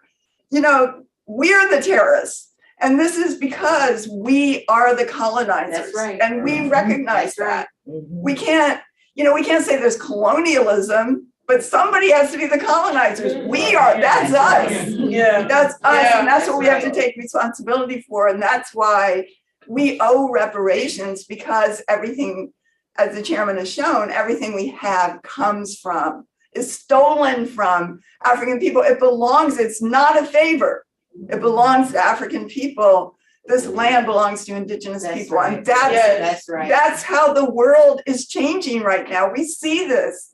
And, I think that for white people, that this is not a stand of charity. This is saying, okay, I recognize, that this whole system, I hate it. It's violent. It's subhuman. It doesn't treat people like human beings. That, it treats people like commodities, because this is how it was born. Yeah. And whether it's women or gender or, all of these issues are symptoms of a system whose main contradiction is the domination and terror and suffering, imposed suffering of African and oppressed peoples around the world. And that's what's fighting, to just like erupt out of this bloody soil, that we see right here in America and around the world, and to fight for, people are fighting for what is theirs. Yes. And that's how the world is going to go forward. And as the chairman says, that he, and the African People's Socialist Party are based on that no one will oppress somebody else. Nobody will live at the expense of anybody else. That's right. And, and that's what is criminal. Right. That is what is criminal. Right. And the African People's Socialist Party and the Uhuru movement is what is good. Yeah. Yes. What is good. And when the criminal, charges that the good is criminal, it's on them. They're the ones that must be put on trial. And that's what the chairman is doing. I salute his courage. And I know that we've got to bring down this Regents. Yes. We've got to do that. Yes. That's one thing, but we have to show them that they can't do that. They can't turn back the clock. They can't take it back to a previous period when there was convict leasing. It's not like that anymore. And that this is a new time, and this system is going down. It's in a crisis, and African people are building a future for all humanity and doing it absolutely on the ground, every single day. So it's an honor to be part of that. I do want to acknowledge that that my house, the house that I share with another APSC comrade, Kitty Riley, was one of them that were raided. So is Comrade Jesse. Our Solidarity Center on the south side of St. Louis, which you saw, where they were, spraying all those flashbang grenades all over the place. That was the Solidarity Center. And, that they call us the unindicted co-conspirators Well, if that puts me and Jesse on the side of solidarity with the African Revolution, we're proud to be the unindicted co-conspirators. But I would also say that there is nothing about the African People's Socialist Party that has anything to do with conspiracy. Right. Everything that you want to know about it is on the pages of the Birmingham Sphere newspaper. Yes. What it stands for, what it does is out in the open. And so we might be unindicted, but we're not conspirators. But, the party is winning. And we, take your money out. Let's crash Regents Bank, which, by the way, they have lost in their stock shares in the last 4 months. They've lost 26% of the price of their shares. It's like down to like $17 a share.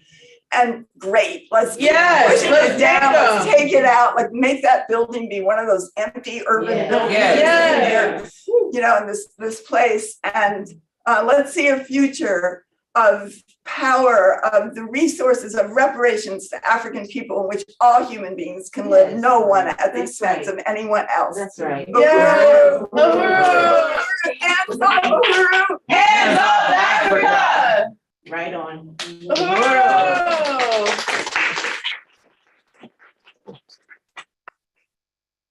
Uhuru, comrades. Yes, so I do want to share a comment from Deputy Chair Ona Zane Yeshatela. She says, Uhuru, Sister Carolyn, we salute you. Chairman says, sing that song. I also want to acknowledge some of the we are getting donations in. We are getting some donations towards our $1,000 goal. Earlier this weekend, we had a contribution of $500 from Kimberly, $10 from Aaron. And tonight we received $25 from Diane, $20 from Lisa, $32 from John, $40 from Kitty, $23 from MQ, and $50 from Raya. So we have about $810 to go, and I think we can do it. If everybody in this room puts in $20, we're gonna get pretty dang close. So keep donating, handsoffuhuru.org/donate. So keep contributing, comrades. We salute you. Up next, we're gonna have Jesse Neville, chair of the Uhuru Solidarity Movement. Uhuru. Uhuru. Uhuru. Hands off Uhuru. Hands off Africa. All right, well, I'm going to be really quick because there's not much I can add. This has been an extremely powerful event, and I just want to salute this entire Hands Off Uhuru campaign and the leadership of Chair Mwezi Odom, who spoke earlier, and also join in uniting with what Chairwoman Penny said and saluting all of the leaders and members of the African People's Socialist Party who are here, as well as Carolyn Lake, and just salute the heroic legacy of Mufindi Lake. And it's just been an honor to meet you and to be able to learn more about the incredible history of that African freedom fighter and martyr. So I just want to salute Mufindi Lake, salute the African community of Birmingham, and just say that Chairwoman Penny has what she just said speaks for me. I am a member of the African People's Solidarity Committee and the chair of our mass organization, the Uhuru Solidarity Movement, and have the honor to work also under the leadership of Chairman Omali Yeshatela, who I deeply salute and acknowledge the profound leadership of the chairman, and Deputy Chair Ona Zane Yeshatela, who I also want to recognize and salute, and the African People's Socialist Party, and that the Uhuru Solidarity Movement expresses our full and unconditional unity with the African People's Socialist Party in opposition to these vicious attacks by the US government in the form of the FBI and Regions Bank and every other component of this comprehensive war that is being made against the righteous struggle of African people for liberation. And that the Uhuru Solidarity Movement is committed to build here in Birmingham and all throughout Alabama. Yes. Uhuru. And I want to salute the white people who came out to the press conference and rally in front of Regions Bank. And if you're watching, let you know that you will be hearing from us. We are going to be following up.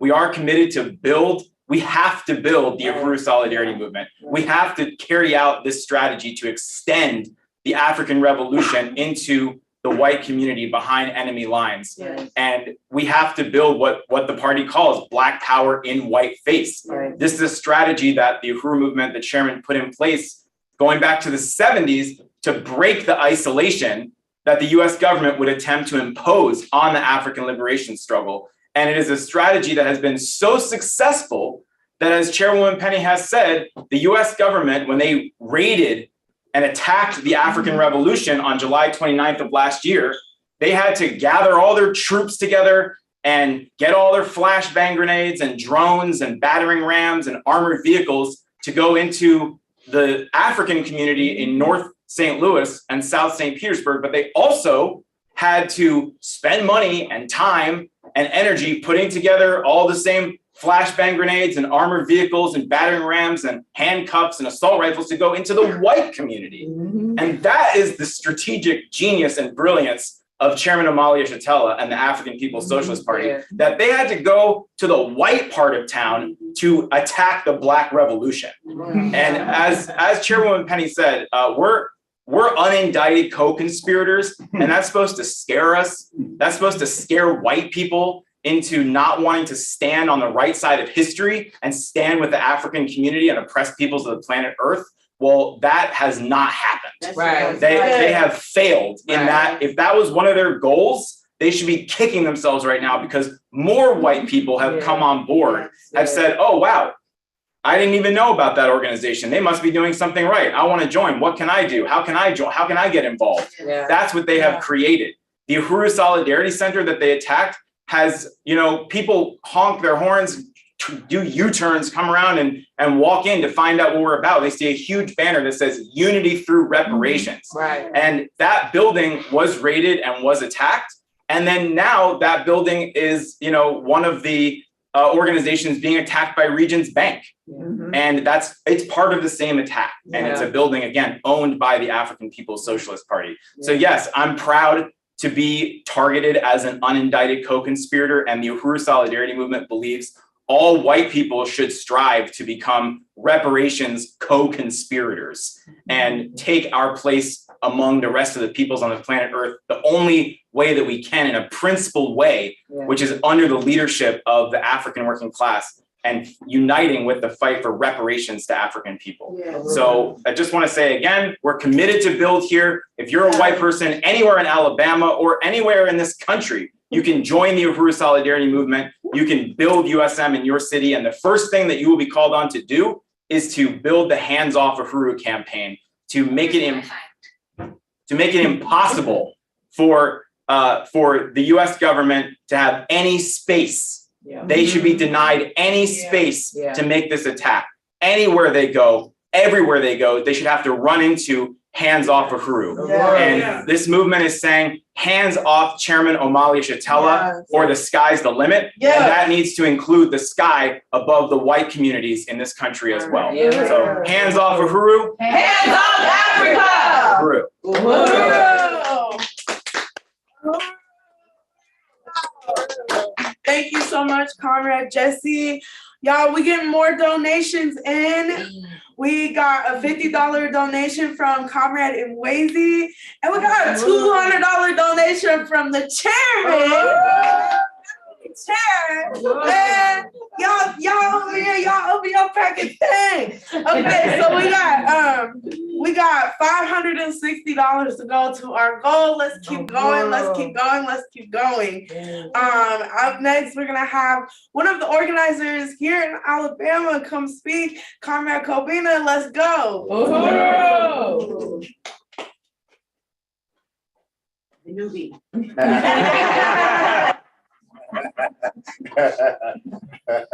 Yeah, I appreciate that, and and I'm a newbie.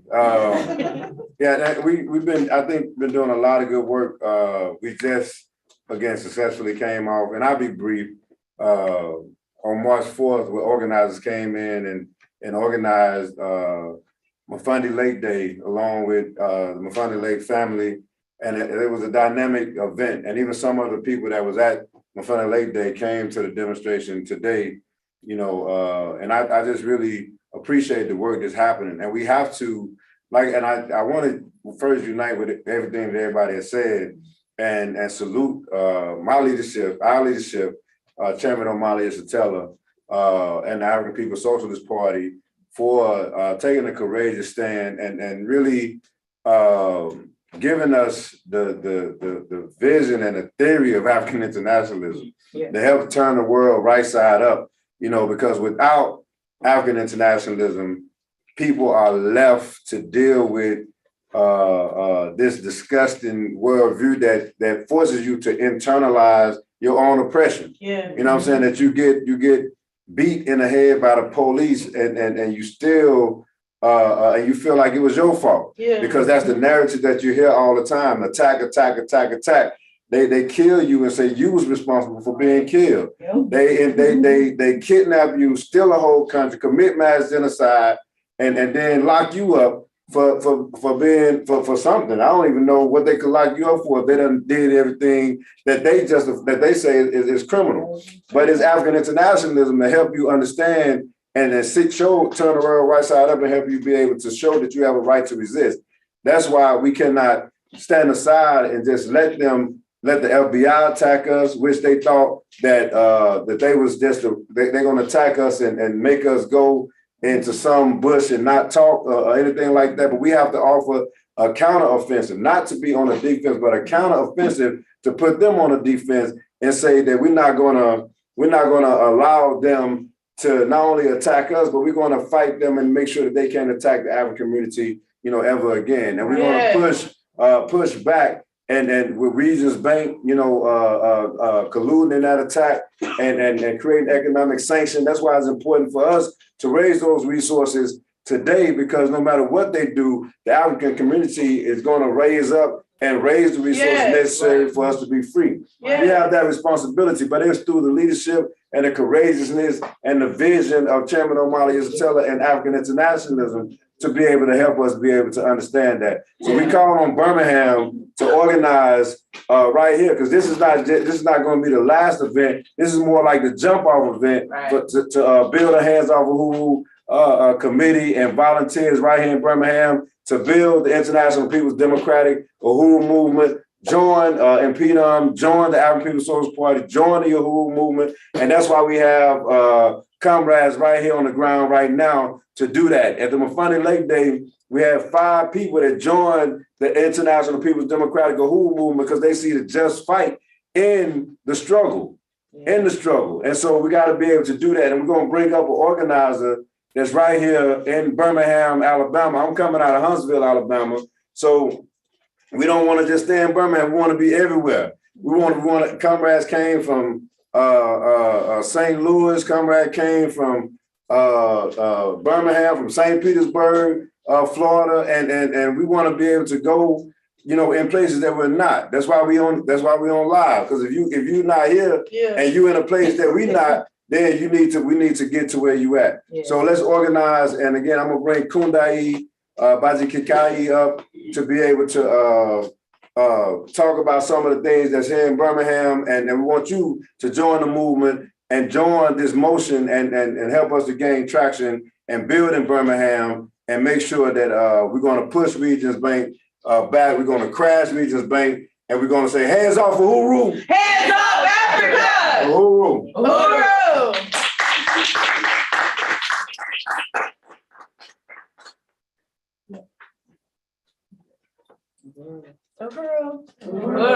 I'll be real brief. So first, I just want to start by saluting my leadership, Chairman Omali Yeshitela, and my direct leadership, Dr. Aisha Fields, who we heard from earlier. And I just want to encourage everybody, like Comrade Kobina said, if there are people that's on the Zoom or Facebook that may be watching us in the Birmingham area, you can contact me if you're interested in organizing Birmingham, interested in volunteering for the Hands Off Uhuru campaign that we heard about earlier. If there's anything that interests you, if you just have questions and you're not sure yet, if you want to join or volunteer, you want to know more about the struggle for our own liberation, the struggle to get free, the struggle against, way beyond Regions Bank, but for us to have complete and total power over our lives, you can contact me at apsp.southset@gmail.com.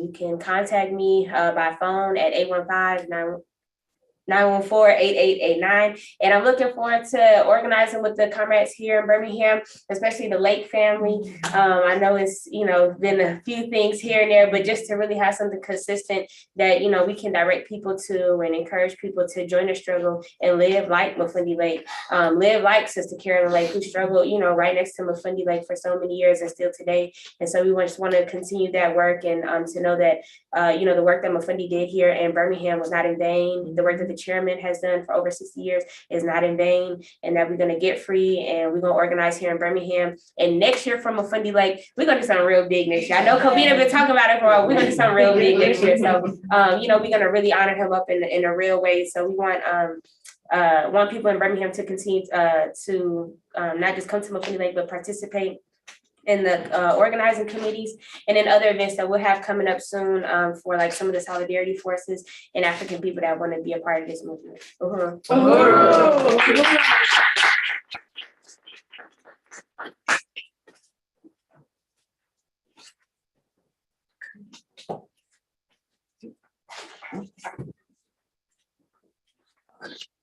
Oh man, thank y'all comrades so much. Man, we're doing really good. Wow. We got money coming in, y'all. We got some more donations. Maureen donated $25. All right. Leah donated $100. Wow. Jesse right here donated $50. Wow. We've raised $615 so far. Yeah. We need $385. That's all we need to reach our goal. And we've laid it out.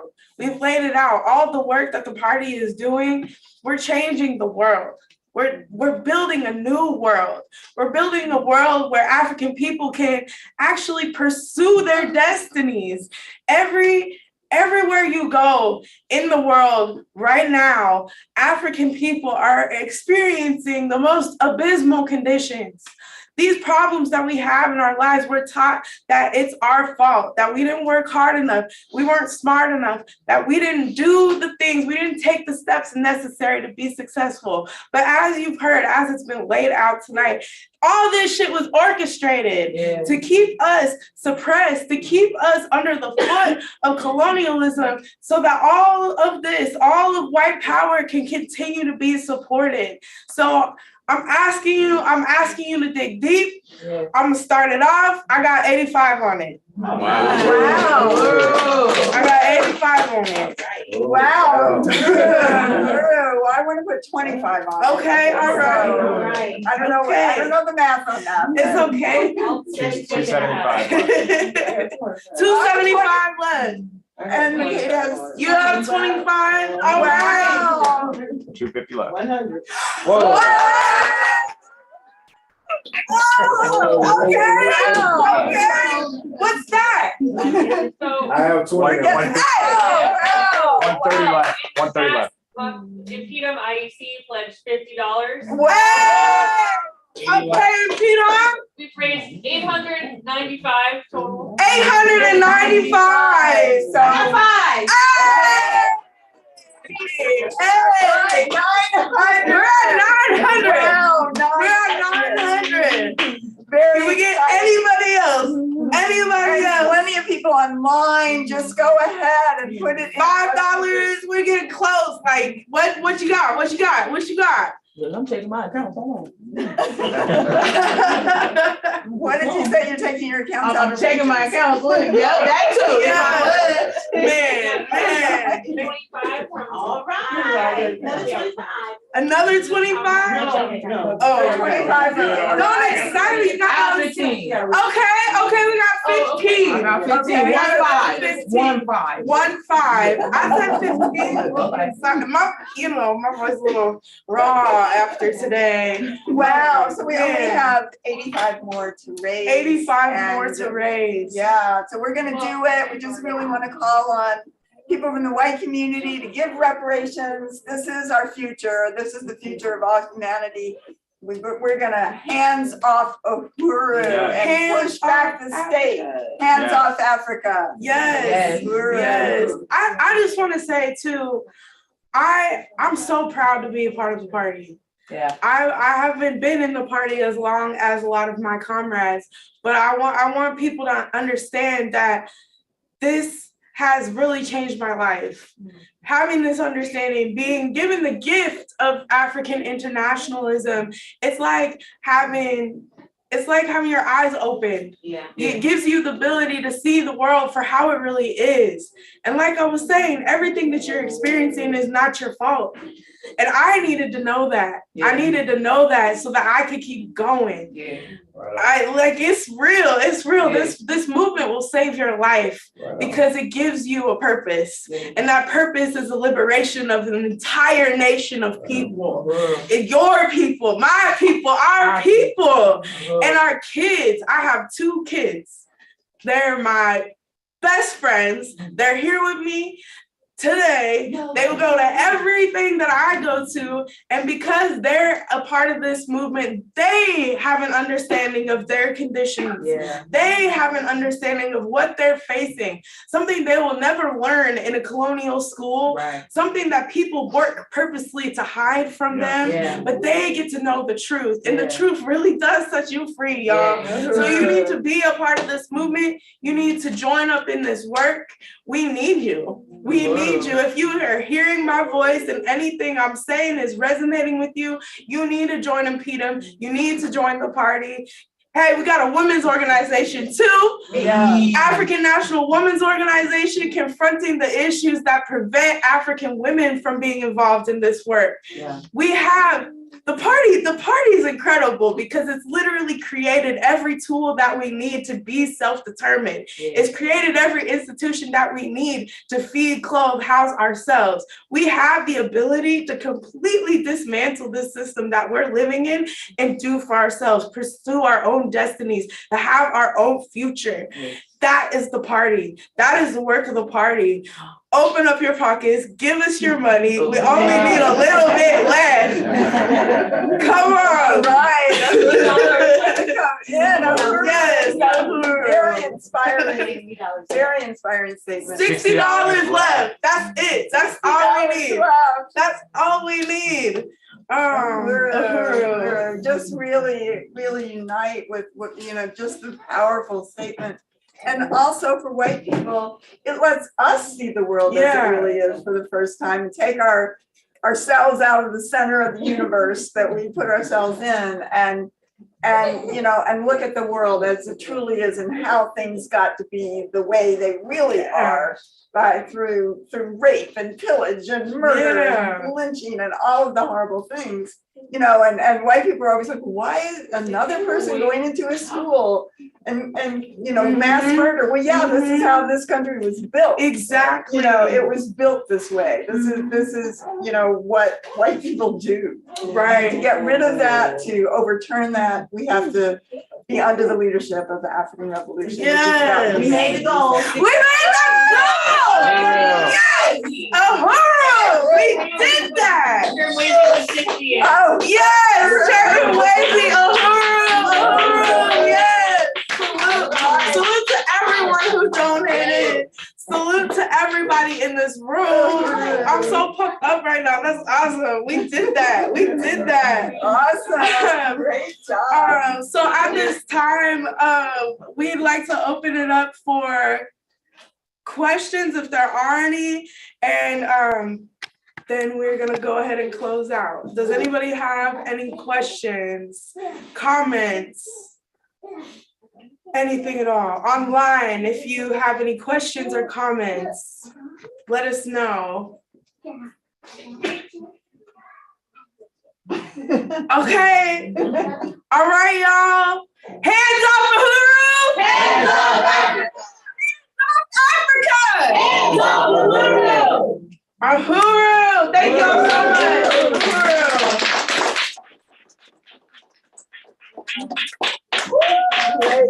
With that. Yes. All right, let me send my money. There are light refreshments on the left.